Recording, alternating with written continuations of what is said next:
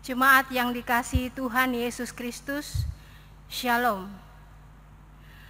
Seluruh presbiter bertugas mengucapkan selamat beribadah di hari Minggu ketiga sesudah Pentakosta.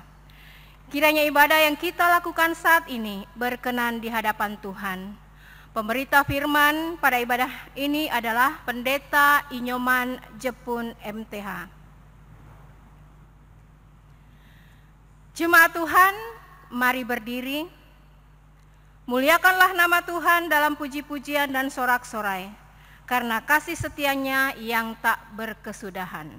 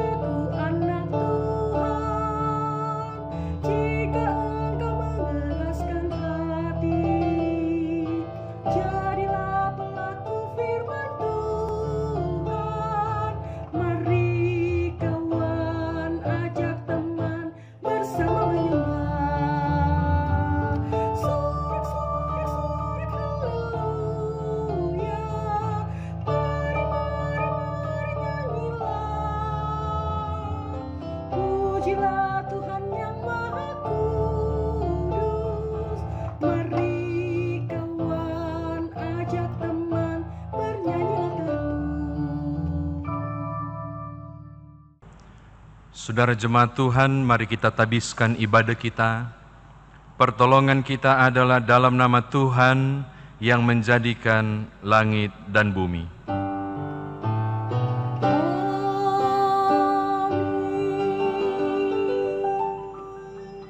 Nats pembimbing kita 1 Yohanes pasal 4 ayat 16 berkata, kita telah mengenal dan telah percaya akan kasih Allah kepada kita. Allah adalah kasih, dan barang siapa tetap berada di dalam kasih, ia tetap berada di dalam Allah, dan Allah di dalam Dia.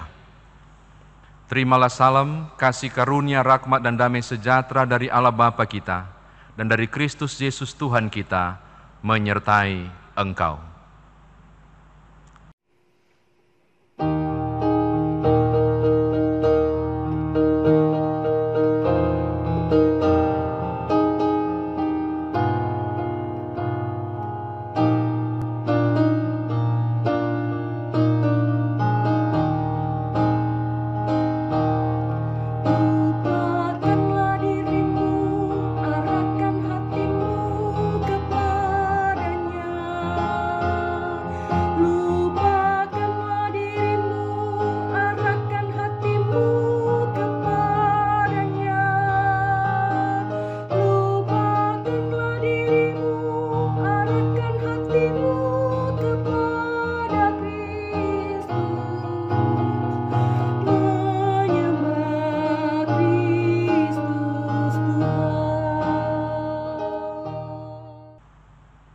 Umat Tuhan, disilakan duduk.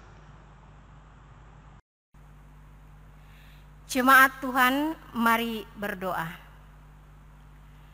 Ya Allah, Bapa Maha Kuasa, kami bersyukur atas pertolongan dan berkat-Mu yang kami terima dalam kehidupan selama sepekan yang lalu.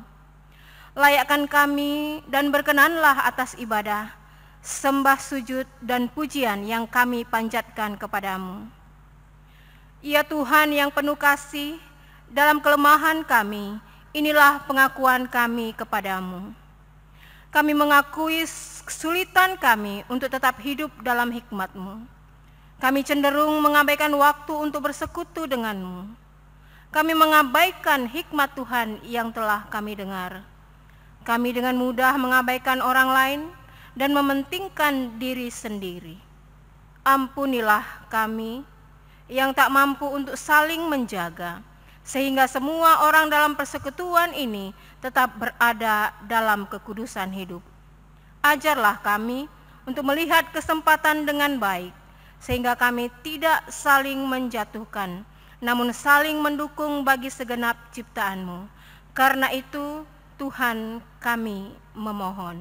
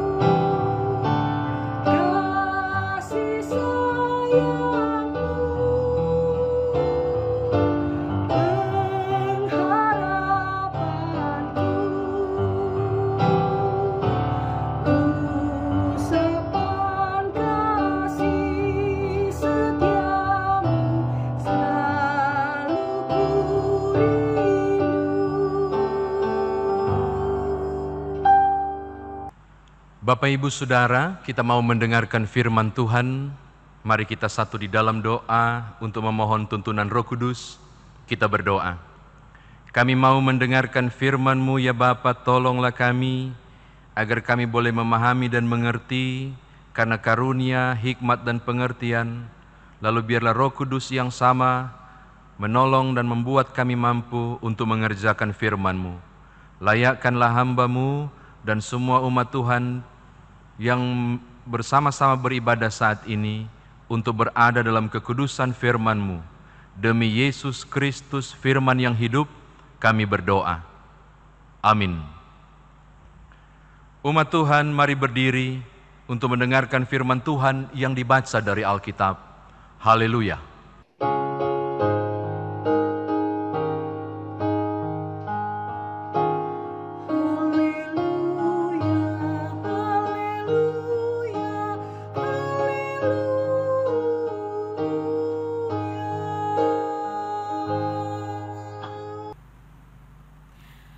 Pembacaan Alkitab hari ini dibacakan dari kitab Rut 1 ayatnya yang ke-1 hingga ayatnya yang ke-14 yang menyatakan, pada zaman para hakim memerintah, ada kelaparan di tanah Israel. Lalu pergilah seorang dari Betlehem Yehuda beserta istrinya dan kedua anaknya laki-laki ke daerah Moab untuk menetap di sana sebagai orang asing. Nama orang itu ialah Elimelek, nama istrinya Naomi, dan nama kedua anaknya Mahlon dan Kilion. Semuanya orang-orang Efrata dari Betlehem Yehuda. Dan setelah sampai ke daerah Moab, diamlah mereka di sana. Kemudian matilah Elimelek, suami Naomi, sehingga perempuan itu tertinggal dengan kedua anaknya. Keduanya mengambil perempuan Moab.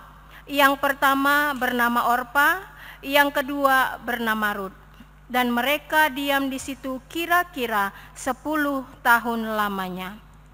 Lalu matilah juga keduanya, yakni Mahlon dan Kilion, sehingga perempuan itu kehilangan kedua anaknya dan suaminya.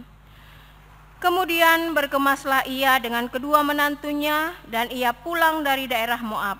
Sebab di daerah Moab ia mendengar bahwa Tuhan telah memperhatikan umatnya dan memberikan makanan kepada mereka. Maka berangkatlah ia dari tempat tinggalnya itu bersama-sama dengan kedua menantunya. Ketika mereka sedang di jalan untuk pulang ke tanah Yehuda, berkatalah Naomi kepada kedua menantunya itu, "Pergilah, pulanglah masing-masing ke rumah ibunya. Tuhan kiranya menunjukkan kasih-Nya kepadamu, seperti yang kamu tunjukkan kepada orang-orang yang telah mati itu dan kepadaku. Kiranya atas karunia Tuhan kamu mendapat tempat perlindungan masing-masing di rumah suaminya." Lalu diciumnyalah mereka, tetapi mereka menangis dengan suara keras dan berkata kepadanya, "Tidak, kami ikut dengan engkau pulang kepada bangsamu." Tetapi Naomi berkata, "Pulanglah anak-anakku, mengapakah kamu turut dengan aku? Bukankah tidak akan ada lagi anak laki-laki yang kulahirkan untuk dijadikan suamimu nanti? Pulanglah anak-anakku, pergilah, sebab sudah terlalu tua aku untuk bersuami. Seandainya pikirku ada harapan bagiku dan sekalipun malam ini aku bersuami, bahkan sekalipun aku masih melahirkan anak laki-laki, masakan kamu menanti sampai mereka dewasa? Masakan karena itu kamu harus menahan diri dan tidak bersuami? Janganlah kiranya demikian, anak-anakku. Bukankah jauh lebih pahit yang kualami daripada kamu? Sebab tangan Tuhan teracung kepadaku."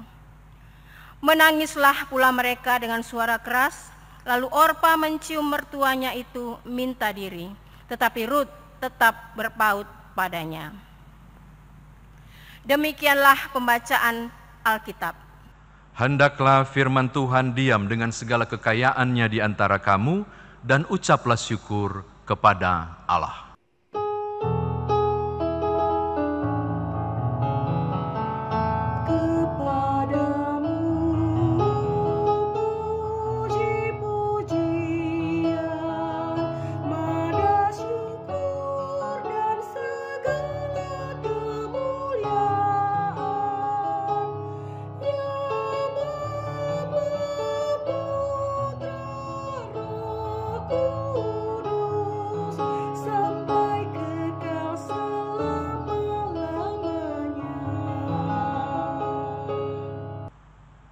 Umat Tuhan, disilakan duduk.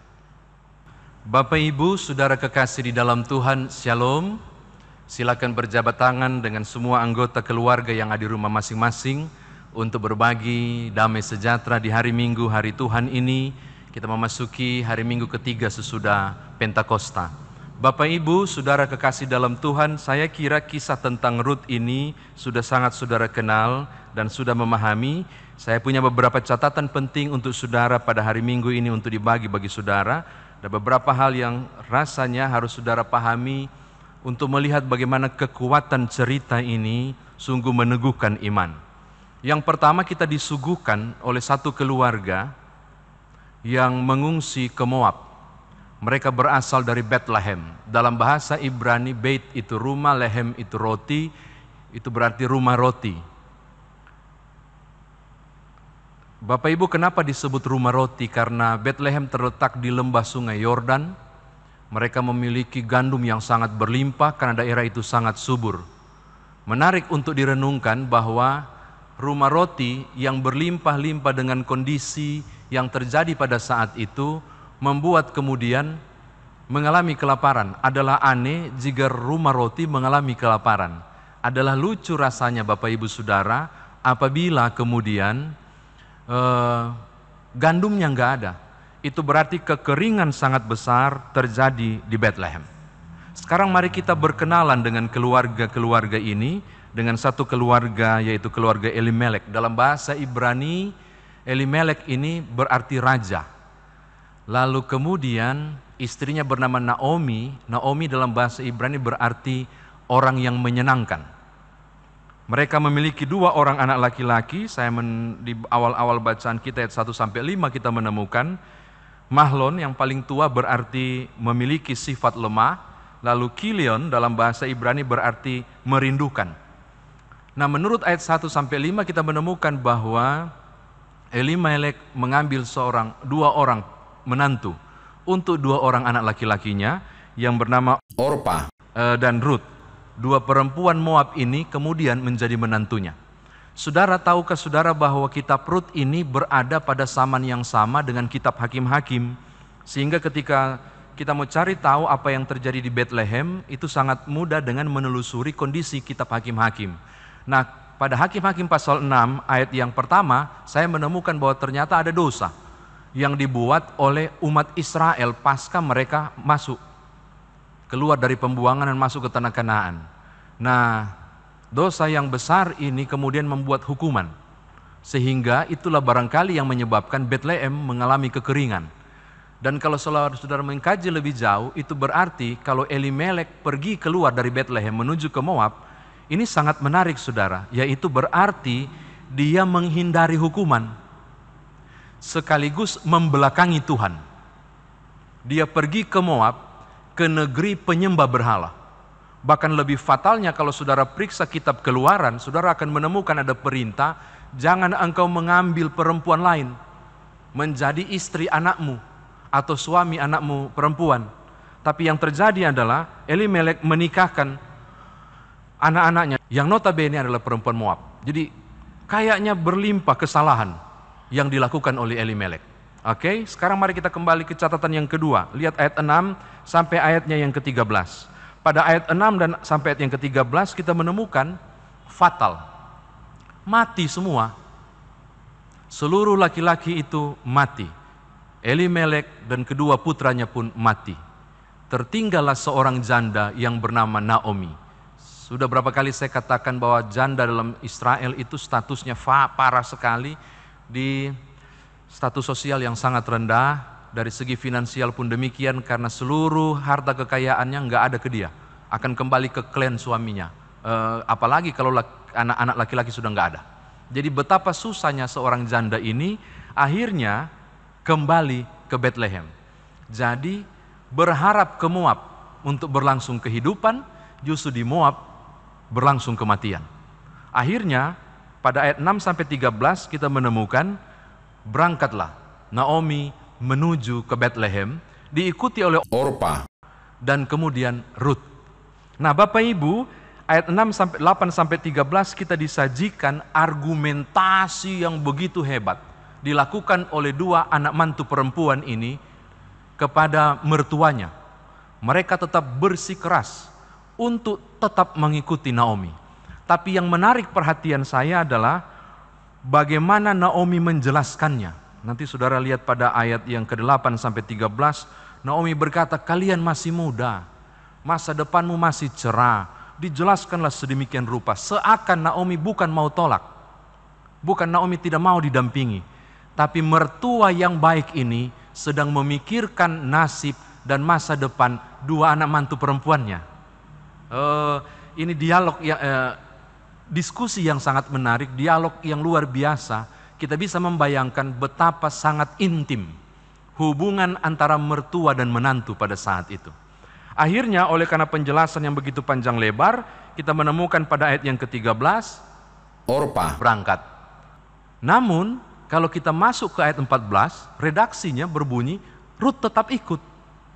Rut tetap ikut bersama, mendampingi dengan keras hati, mendampingi Naomi. Nah Bapak Ibu, kita tidak membaca pada ayat yang ke-15 dan seterusnya, tapi saya mau berbagi kepada saudara sampai ayat yang ke-18. Saudara akan melihat hal yang menarik yang disampaikan oleh Rut, argumentasi yang membuat mertuanya diam, tidak lagi membalas, dan tidak lagi berusaha untuk mengajak Naomi dan Rut untuk tetap tinggal. Terkesan keras kepala kita temukan pada ayat yang ke-15. Tapi benarkah Rut begitu keras kepala? Saya mau berbagi paling tidak 3 alasan kepada saudara betapa hebatnya anak mantu perempuan ini. Yang pertama, Naomi sudah pasti mengalami kesusahan yang amat sangat.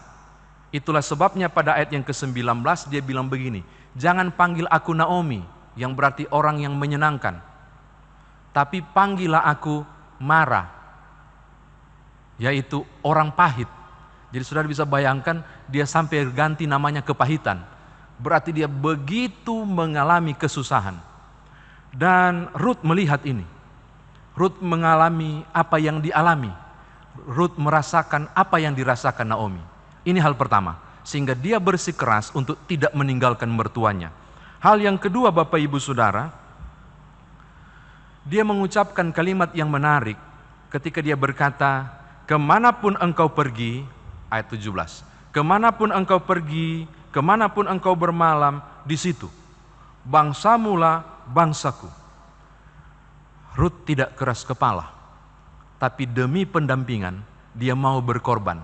Apa pengorbanannya Bapak Ibu? Kehilangan identitas. Dia kehilangan identitas sebagai seorang Moab. Dan kemudian bersedia beralih kebangsaan dari Moab ke orang Israel atau Ibrani. Tapi saya mau kasih tahu Bapak Ibu, tidak ada orang bisa begitu, nggak ada. Orang asing di Israel tetap disebut orang asing. Tidak mudah menerima orang asing. Bangsa Israel, Yahudi tidak bisa, tidak mudah menerima orang Yahudi, orang Moab, orang asing seperti Rut. Makanya kalau saudara baca kisah selanjutnya kan ini menarik. Jadi demi mendampingi Naomi, dia berkorban identitas. Bahkan kalau saudara membaca lebih jauh hingga ayat yang ke-18, ini luar biasa. Dia bilang, Allahmu lah Allahku. Dan bahkan dengan begitu berani dia bilang begini, maka aku biarlah dihukum oleh Tuhan jika aku meninggalkan engkau, jika aku membiarkan engkau sendiri. Saya mau katakan hal yang penting kepada saudara. Dia bukan hanya kehilangan identitas, tapi dia bersedia secara rohani keagamaan meninggalkan imannya yang lama. Bahkan baru saja meninggalkan agamanya yang lama untuk masuk agama yang baru, dia langsung mengimani Tuhannya Naomi. Bahwa biarlah aku dihukum oleh Tuhannya Naomi jika aku tidak mendampingi engkau. Saudara lihat, jadi 3 alasan ini memastikan bahwa Rut bukan keras kepala. Tapi di balik kesan keras kepalanya Rut, betapa ia rela berkorban apapun supaya mertuanya didampingi di tengah kepahitan yang ia alami. Saya kira demikian firman Tuhan direnungkan bagi kita. Nah sekarang di minggu ketiga Pentakosta ini, bagaimana saudara dan saya bawa firman Tuhan ini dalam kehidupan beriman kita. Yang pertama Bapak Ibu, Elimelek berharap mendapatkan kehidupan di Moab dengan cara menghindari hukuman, berpaling dari Tuhan, dan kemudian tinggal di rumah tempat bangsa-bangsa penyembah berhala, menikahkan anak-anaknya juga dengan para penyembah berhala. Saya mau katakan ini kepada saudara, bahwa berbalik membelakangi Tuhan adalah tindakan yang keliru. Seharusnya dalam kesusahan, Elimelek tetap berada di tanah yang dijanjikan. Tapi rupanya, pokoknya cari selamat. Kekeliruan besar terjadi bagi Elimelek. Oke, ini hal yang kiranya juga ini menunjuk kepada saudara, hati-hati. Jangan gegabah mengambil keputusan dan langkah, pikirkan baik-baik. Elimelek mengalami kekeliruan Elimelek ini menjadi pembelajaran bagi kita. Jangan sembarang berpaling dari Allah. Ini hal yang pertama. Hal yang kedua, kesusahan Naomi tiada tara hingga kemudian mengganti namanya menjadi Mara atau kepahitan atau orang pahit. Bahwa rupanya kehebatan apapun Naomi bertahan, dia tidak mungkin mampu untuk berjalan sendiri. Saya mengajak saudara berpikir, apa nasibnya Naomi kalau Rut tidak ikut? Bagaimana mungkin dia bisa mengambil jelai yang terjatuh untuk makanan dari ladangnya Boas di kisah berikut. Saya mau katakan ini kepada saudara, sehebat apapun engkau merasa mampu, engkau tetap membutuhkan Tuhan melalui pendampingan orang lain. Jadi saya ingin mengatakan kepada saudara, di tengah beban hidup yang saudara alami, di tantangan yang begitu besar, jangan tertutup. Barangkali Tuhan menolongmu melalui orang lain. Ada begitu banyak Rut barangkali yang disiapkan dalam mendampingi perjalanan kesusahan hidup saudara. Jangan menutup diri, jangan mau pikul sendiri bebanmu. Berbagi itu indah, paling tidak meringankan penderitaan walaupun tidak menyelesaikan masalah. Dan rupanya Naomi sangat terbantu melalui kehadiran Rut. Terakhir, jangan hanya menjadi Naomi. Firman Tuhan ini mau mengajak pada kepekaan yang luar biasa, sense of your humanity, sense of belonging yang dimiliki oleh Rut. Begitu peduli dia. Kalau Rut tidak mendampingi, sekali lagi saya katakan, hancur Naomi. Tapi kalau Rut juga tidak ikut serta dengan Naomi, dia tidak bertemu dengan Boas. Dan kalau Naomi tidak bertemu dengan Boas, maka Yesus Kristus tidak pernah dilahirkan dari garis keturunan Rut dan Boas. Kalau saudara baca silsilah Yesus Kristus, kan Rut ada di situ. Jadi saya mau katakan hal yang terakhir, yang ketiga kepada Bapak Ibu Saudara. Yang pertama, di ketiga ini dua hal, yaitu jadilah Rut. Jangan cuma jadi Naomi yang butuh pertolongan. Jadilah Rut untuk menolong orang lain. Barangkali Tuhan meletakkan saudara di tempat yang tidak kebetulan untuk melalui kebaikan saudara, orang lain tertopang. Melalui kebaikan saudara, orang lain tertolong. Melalui murah hatinya saudara, orang lain mampu melanjutkan kehidupan. Maka saya mau mengatakan hal yang sama kepada Bapak Ibu Saudara, bahwa kita perlu menjadi Rut juga untuk menolong dan menopang orang lain. Bagian ketiga, bagian B, saya tidak yakin Rut tahu bahwa ke depan melalui keturunannya juru selamat dilahirkan. Saudara lihat? Maka saya mau katakan begini, engkau tidak pernah mengerti apa target Tuhan dalam hidup saudara. Sebagaimana Rut tidak pernah paham apa target hidupnya yang Tuhan buat. Tapi mengalir saja, jalani saja. Ada hal besar yang Tuhan siapkan bagi Rut, yaitu menjadi jejak perjalanan ke depan lahirnya juru selamat. Ada hal besar yang Tuhan siapkan bagi saudara ketika berperan sebagai Rut, tentang hal-hal besar dan karya besar yang Tuhan siapkan. Selamat menjalani kehidupan sebagai Rut, tapi juga teruslah berjuang seperti Naomi. Jangan membelakangi Tuhan. Tuhan memberkati saudara. Haleluya. Amin.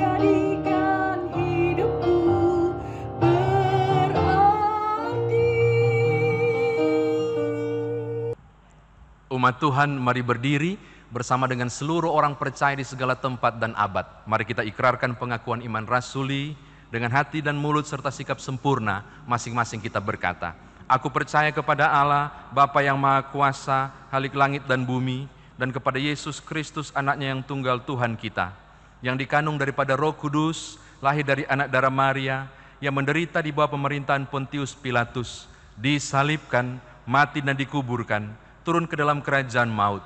Pada hari yang ketiga, bangkit pula dari antara orang mati, naik ke sorga. Bapa yang Maha Kuasa akan datang dari sana untuk menghakimi orang hidup dan yang mati. Aku percaya kepada Roh Kudus, gereja yang kudus dan am, persekutuan orang kudus, pengampunan dosa, kebangkitan daging, dan hidup yang kekal. Silakan duduk. Bapak Ibu Saudara di rumah, mari kita berdoa bersama, menaikkan syafaat kita di hadapan Tuhan. Kita berdoa. Bapa, kami bersyukur bahwa di hari Minggu ketiga sesudah Pentakosta ini, kami boleh berkumpul bersama memuliakan nama Tuhan melalui persekutuan ibadah ini. Di dalamnya kami sudah mendengarkan firman-Mu. Terpujilah nama Tuhan. Biarlah kami boleh mampu terus berjuang seperti Naomi sambil mengingatkan kami agar jangan sekali-kali berpaling dari Allah, memilih jalan pintas meninggalkan Tuhan, berharap beroleh masa depan.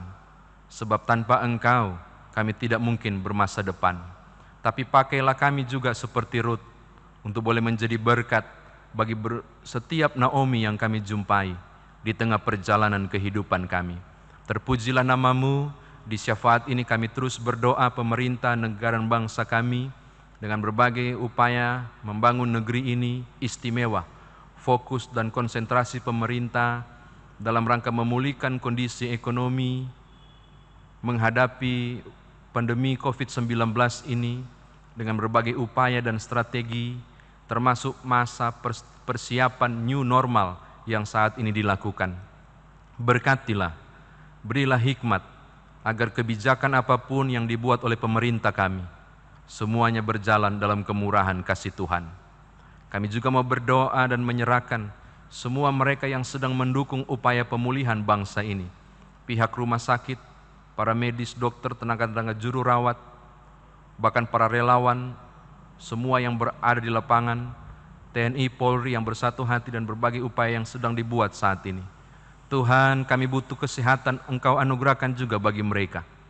Jagalah mereka di tiap perjuangan, tenaga medis, pihak keamanan.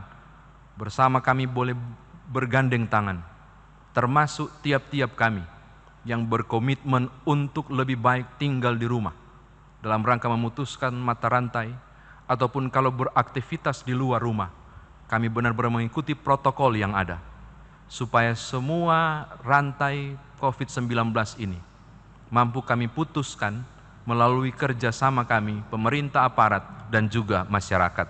Terpujilah nama-Mu, kami berdoa dan menyerahkan mereka yang terdampak langsung, baik yang saat ini sedang sakit dan terisolasi, mereka yang sedang berduka saat ini, mereka yang sedang mengalami kondisi kesulitan ekonomi, mereka yang diberhentikan, atau mereka yang sulit berusaha dan berbisnis karena kondisi COVID-19 physical distance yang masih dialami. Oh Bapa, kami mau berdoa untuk semua mereka yang sedang sakit, yang terisolasi. Tuhan, beri mereka pengharapan. Kami mohonkan kasih karunia Tuhan untuk mereka. Pulihkanlah dalam nama Tuhan Yesus. Berikan juga penghiburan bagi saudara-saudara kami yang saat ini sedang berduka, merasa kehilangan.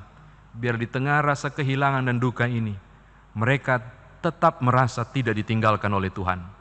Hingga melalui orang-orang yang Tuhan tunjuk secara langsung, mereka dikuatkan untuk mampu lagi menjalani pasca duka. Kami tetap bergumul dan menyerahkan upaya, usaha, bisnis, pekerjaan yang dilakukan. Berbagai upaya untuk mencari pekerjaan yang baru atau model bisnis yang baru untuk memulihkan ekonomi masing-masing keluarga. Hikmat Tuhan anugerahkanlah, dan dalam nama Tuhan Yesus, bukalah tingkap berkat-Mu, supaya tiap-tiap keluarga tidak pernah mengalami sepi berkat. Mereka tahu mereka terpelihara oleh Tuhan di kondisi sulit sekalipun. Kami menyerahkan di akhir syafaat ini semua tim yang terlibat untuk memungkinkan dapat ditayangnya video ibadah minggu ini. Tuhan berkati semua yang terlibat, para presbiter, vikaris, pemandu lagu, juga semua orang-orang yang mengambil bagian secara langsung maupun tidak, sound system, dan berbagai pihak yang mendukung terlaksananya pengambilan gambar ini. Ajarlah kami untuk mengimani, bekerja untuk Tuhan jeripaya kami tidak sia-sia. Berkatilah tiap orang yang telah mengupayakan ini. Mereka boleh pulang dengan berkat-berkat Tuhan. Terima kasih Bapa, terpujilah namamu. Ini doa kami demi Tuhan Yesus Juru Selamat yang mengajar kami berdoa bersama-sama. Bapa kami yang di sorga, dikuduskanlah namamu, datanglah kerajaanmu, jadilah kehendakmu di bumi seperti di sorga. Berilah kami pada hari ini makanan kami yang secukupnya, dan ampunilah kami akan kesalahan kami, seperti kami juga mengampuni orang yang bersalah kepada kami. Dan janganlah membawa kami ke dalam pencobaan, tetapi lepaskanlah kami daripada yang jahat.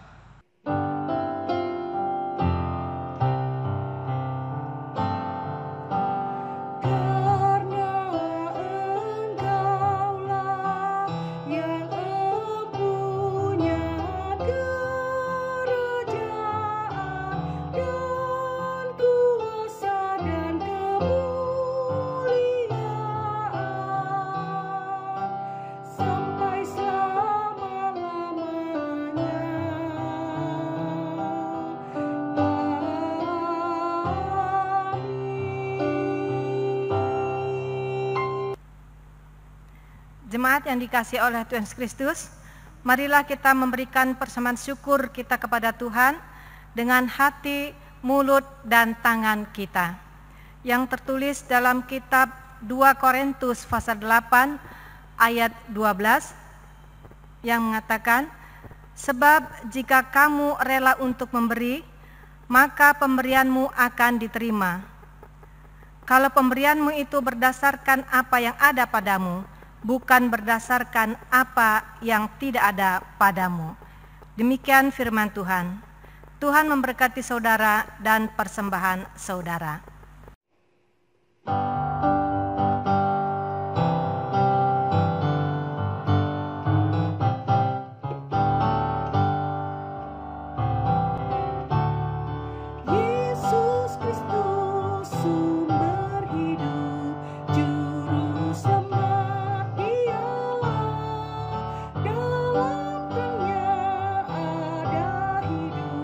Puji Dia selamanya.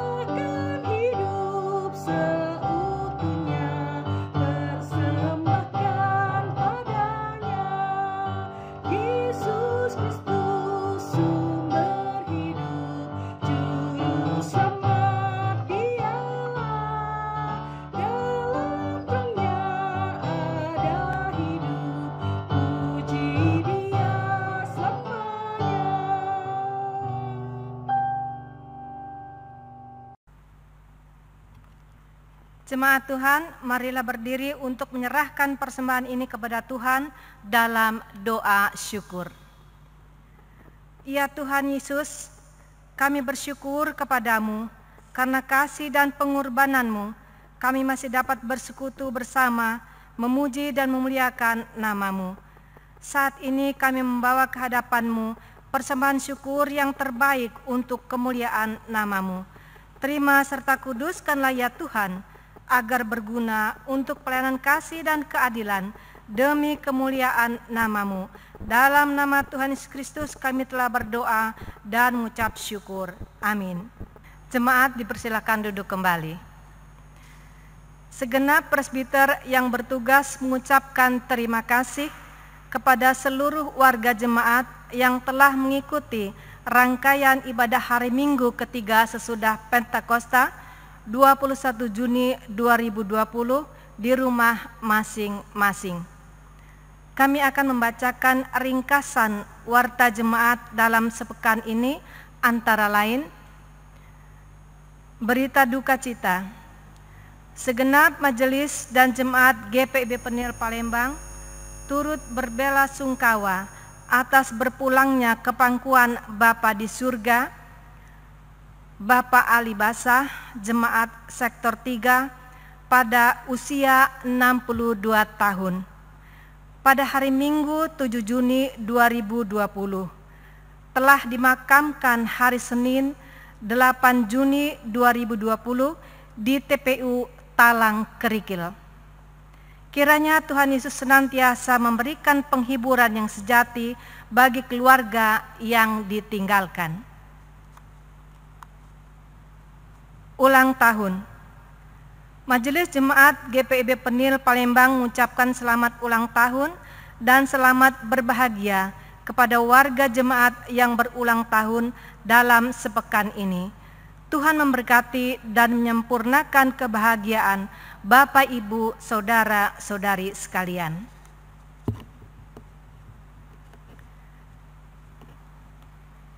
SK Majelis Sinode GPIB nomor 4570 garing Romawi 3 strip 20 garing MS titik Romawi 20 garing KPTS dan terhitung mulai tanggal 2 Maret 2020 menetapkan Badan Pemeriksa Perbendaharaan Jemaat Masa Bakti 2017 sampai dengan 2020 di GPIB Jemaat Penil Palembang dengan susunan personalia sebagai berikut. Ketua Bapak Asyar Paulus, Sekretaris Ibu Indrawati Sutanto, Anggota Ibu Teresia Novita. Demikianlah untuk diketahui. Persembahan bagi Bapak Ibu yang sudah memberikan persembahan pada persembahan yang telah dikumpulkan dapat diantar langsung ke kantor Majelis Jemaat atau melalui nomor rekening GPIB Penil Palembang. Ibadah selanjutnya tetap dilakukan di rumah masing-masing. Kami mengucapkan terima kasih kepada seluruh jemaat yang tetap di rumah masing-masing dalam upaya memutuskan mata rantai penyebaran COVID-19. Demikianlah ringkasan warta jemaat minggu ini. Atas perhatiannya diucapkan terima kasih. Selamat hari Minggu, Tuhan Yesus memberkati.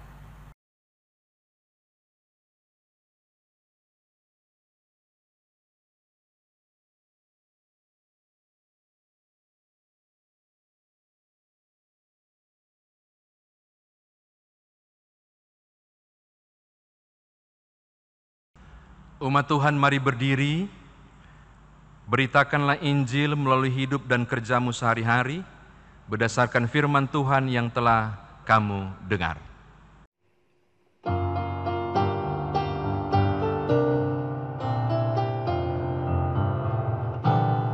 Kristus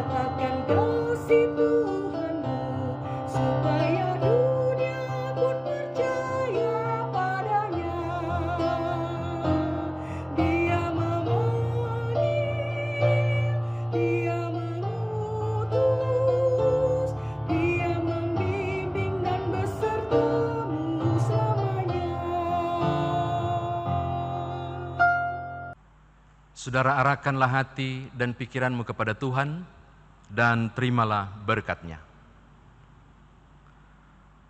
Tuhan memberkati engkau dan melindungi engkau. Tuhan menyinari engkau dengan wajah-Nya dan memberi engkau kasih karunia. Tuhan menghadapkan wajah-Nya kepadamu dan memberi engkau damai sejahtera.